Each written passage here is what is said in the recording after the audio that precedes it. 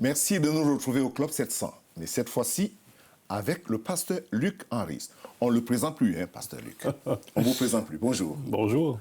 Alors, c'est toujours un plaisir de vous accueillir à notre émission du Club 700. Vous faites déjà partie de l'équipe et de la maison.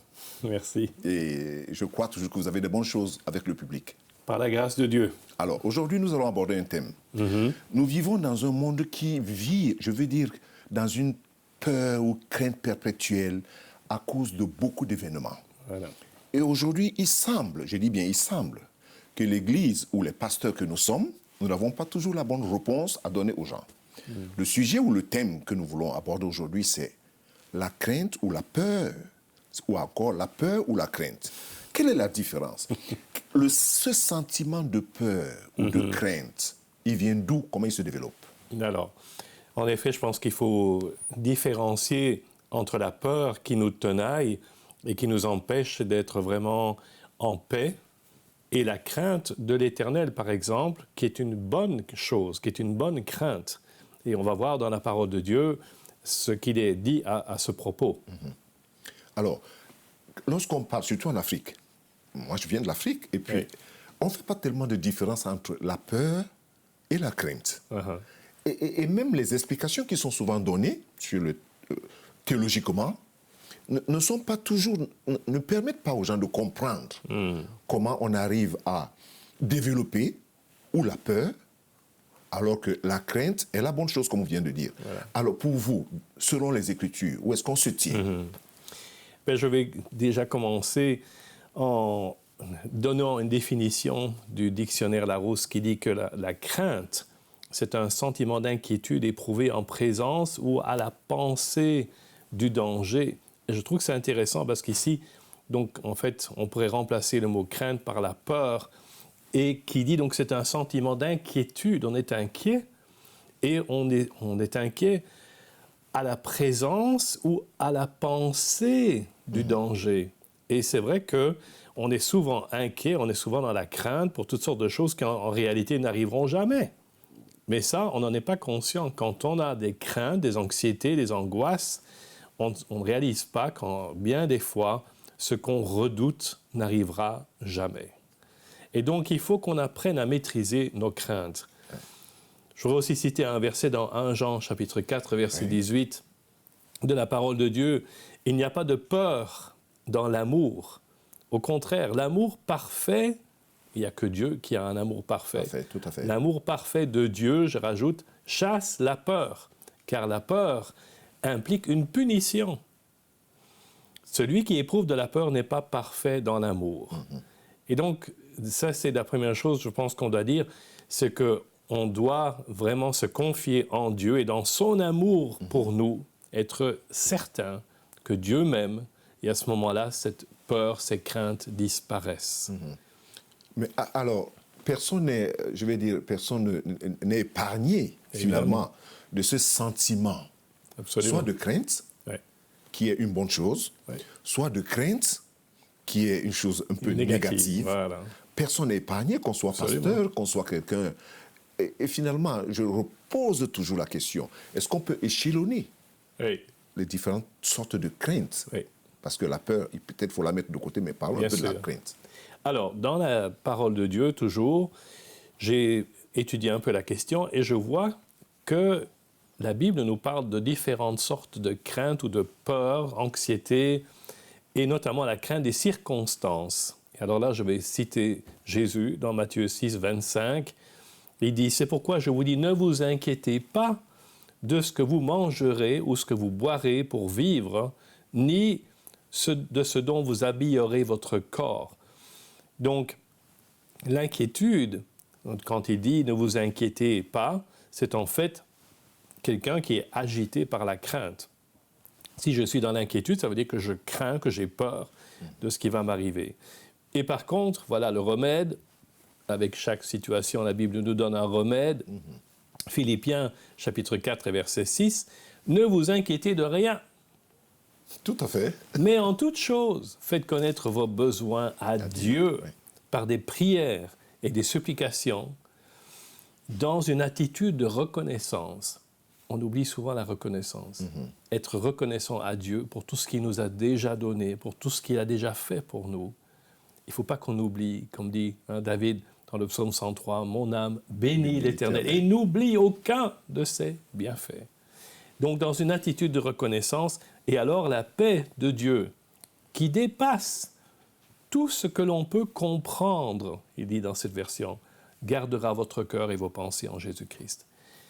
Il faut qu'on prenne le temps de venir déposer nos fardeaux, nos inquiétudes, nos problèmes aux pieds du Seigneur et les laisser là. Parce que parfois, on les apporte et puis on les reprend et on retourne à vivre avec nos problèmes, nos anxiétés. Bon, ça, c'était la crainte des circonstances. Okay. Puis, il y a la crainte des hommes. Et ce verset, dans Matthieu, chapitre 10, verset 28, est intéressant à ce propos, parce qu'il dit « Ne redoutez pas ceux qui tuent le corps, mais qui ne peuvent pas tuer l'âme.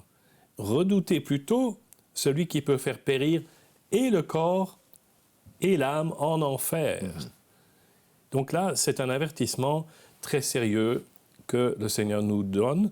Il nous dit, ne vous inquiétez pas si quelqu'un veut vous tuer physiquement, ça pourrait arriver, mais ce dont on doit s'inquiéter, c'est de celui qui peut nous faire périr physiquement et aussi spirituellement notre âme pour l'éternité. Oui.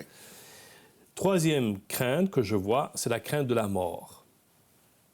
Et c'est logique qu'on soit un peu inquiet en pensant à la mort. Je crois que c'est quelque chose de normal parce que dès qu'on est né, nos parents nous enseignent à nous protéger de la mort. Et puis, par contre, on voit dans la Bible ce passage, 1 Corinthiens chapitre 15, « Voici, je vous dis un mystère, nous ne mourrons pas tous, mais nous serons transformés en un instant, en un clin d'œil, au son de la dernière trompette.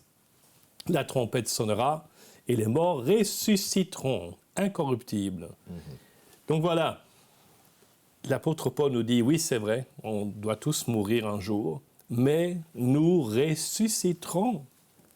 Et ça, c'est le message de l'Évangile. Nous devons mourir à nous-mêmes, Oui. mais nous ressusciterons comme le Seigneur est ressuscité. Alors, par contre, puisqu'on en a déjà un petit peu parlé, la Bible nous dit de craindre, mais de craindre l'Éternel. Ça, c'est complètement différent. Donc, on ne doit pas craindre ni la mort, ni les circonstances, ni les hommes, mais on doit craindre l'Éternel. Et il y a ce passage, enfin, il y en a plusieurs dans la Bible, je ne vais pas tous les citer, mais le psaume 34, 10 dit ceci, « Craignez l'Éternel, vous ses saints, car rien ne manque à ceux qui le craignent. » Alors, on peut se poser la question, qu'est-ce que c'est que la crainte de l'Éternel? Oui, c'est une bonne question. Oui.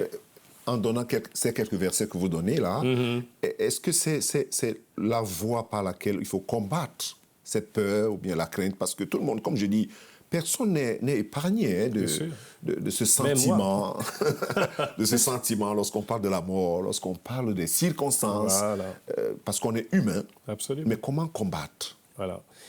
Donc la crainte de l'Éternel, pour moi, ça veut dire un grand respect pour lui tout d'abord, et même de l'amour pour lui.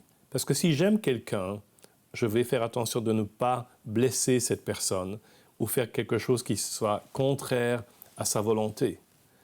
Donc si j'ai l'amour de Dieu en moi et si je le respecte en tant que mon Père céleste, celui qui nous a créés, je crois que je vais avoir de la crainte de lui désobéir et de lui faire mal. Parce que finalement, Dieu, il est triste quand nous nous éloignons de lui. De lui, oui.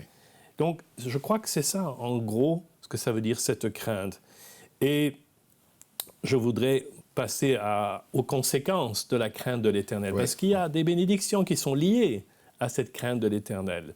Notamment dans Proverbes, chapitre 8, verset 13. « Craindre l'Éternel, c'est détester le mal. » Donc, c'est une chose pratique. Si je déteste le mal, qui est en moi, tout d'abord, ça veut dire que je crains l'Éternel, véritablement. Et puis, cette crainte nous purifie, elle nous sanctifie. On trouve ça dans le psaume, chapitre 19 et verset 10. « La crainte de l'Éternel est pure, elle subsiste pour toujours. » Et puis, elle nous donne la sagesse. Proverbe, chapitre 1, verset 7. « La sagesse commence par la crainte de l'Éternel. » Oui. Voilà. Alors, on pourra encore s'étendre sur le sujet, mais bon, je sais qu'on n'a pas des heures devant nous. Voilà. Alors, si je vous disais de tirer une conclusion, parce que là, je le répète toujours, personne n'est épargné de ce sentiment lorsqu'on est face au danger, face aux situations compliquées. Et le monde aujourd'hui, le monde dans lequel nous vivons, croupit sous cette peur-là, cette crainte, ce sentiment que ça ne va pas bien, ça ne va pas aller demain, ça ne va pas. Pourtant, les Écritures nous affirment quelque chose. Pasteur Luc, même en développant, on ne va pas tout finir, mais je dirais à tous ceux qui vous regardent aujourd'hui, qui pourront continuer la suite dans votre page Facebook et autres choses, vous tirez une conclusion. Oui, alors, la Bible est claire aussi là-dessus. Si nous cherchons d'abord le royaume de Dieu et sa justice, toutes choses nous seront données en plus. Donc, on n'a pas besoin de craindre pour ce qu'on mangera, ce qu'on boira, etc. Et puis, pour ses besoins, ne vous inquiétez de rien. On a déjà lu ce passage. En toute chose, faites connaître vos besoins. En ce qui concerne la crainte des hommes, le psaume 27 dit « L'Éternel est ma lumière et mon salut. De qui aurais-je peur ou crainte ?» Donc, et puis la crainte de la mort, il est écrit aussi que puisque Jésus est passé par la mort, nous ne devrions pas avoir peur de la mort. Parce que comme lui, nous mourrons, mais nous ressusciterons aussi avec lui. Alors, est-ce qu'il y a des antidotes contre la crainte? Je crois. Oui. C'est l'amour de Dieu. Je l'ai déjà lu, ce verset. Il n'y a pas de peur dans l'amour. Au contraire, l'amour parfait de Dieu chasse la crainte. Il faut qu'on fasse attention, qu'on passe du temps à chercher la face de Dieu et recevoir son amour. Et puis la confiance, évidemment. N'ayez pas peur et ne soyez pas effrayés devant eux. Ça, c'est ce qu'on trouve dans Deutéronome, chapitre 31, verset 6. L'Éternel, ton Dieu, marchera lui-même avec toi. Il ne te délaissera pas. Il ne t'abandonnera pas. Merci, Pasteur Luc. Et troisième chose, finalement, la foi. Jésus dit au chef de la synagogue, « N'aie pas peur, crois seulement. » Vous avez compris. N'ayez pas peur, croyez seulement. En qui? À Christ. Amen. Et en Jésus. C'est la conclusion que le pasteur Luc nous donne dans cette émission. Mais ne nous quittez pas, parce que nous avons encore beaucoup de choses avec vous. À tout de suite.